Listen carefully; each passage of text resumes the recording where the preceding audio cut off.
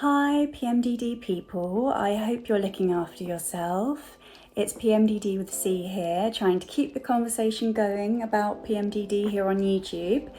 And if you're going through a Hell Week or your PMDD territory or however you call it, I hope that you're taking extra care of yourself. So recently I was lurking on Reddit and I had to stop reading the posts because I felt overwhelmed and sad for all the lovely PMDD people who have shared their PMDD stories there. And I felt angry that those with PMDD have to go through this every single month, and angry at the trial and error people have to put their bodies through to find something that works for them, knowing that the thing they try next could cause them to feel worse instead of better. However, I love how supportive the Reddit community is.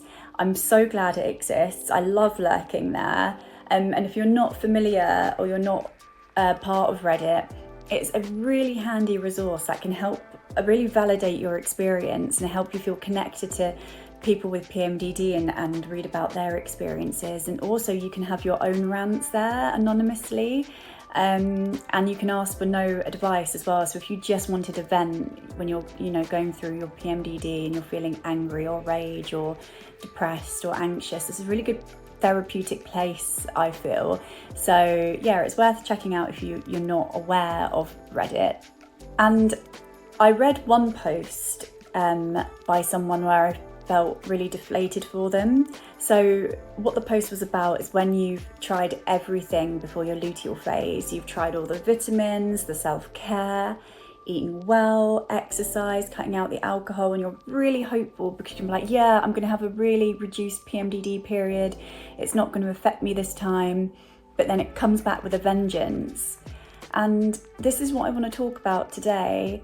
Because sometimes you can be lulled into a false sense of security, or you can give yourself false hope by doing everything thinking that it's going to be better the next time. And sometimes we do have good cycles and we're like, oh, I'm cured, but we're not. So our body likes to play tricks on us like that.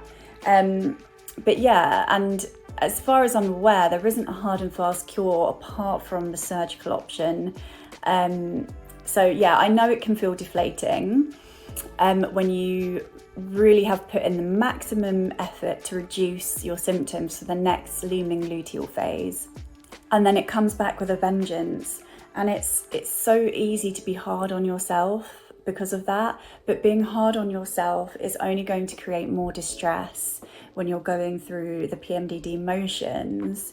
So this is where self-compassion comes into the equation. And I know you've heard me express myself about self-compassion, but I feel like it is super useful. And I found this really useful resource from Positive Psychology, and it was adapted from Kristen Neff's work, and it describes the yin and yang of self-compassion. So this resource describes the yin and yang of self-compassion, and yeah, self-compassion can be thought of having two sides. So the nurturing, comforting, soothing side, known as the yin side.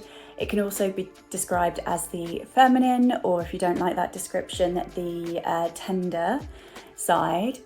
And there is the other side, which is the protective, providing, motivating side, which is the yang side, the masculine side, or the fierce side, however you want to describe it. And the fierce is the protective, providing, motivating. It's the acting part of ourselves. And this includes setting boundaries, speaking up, advocating for yourself, standing up for yourself.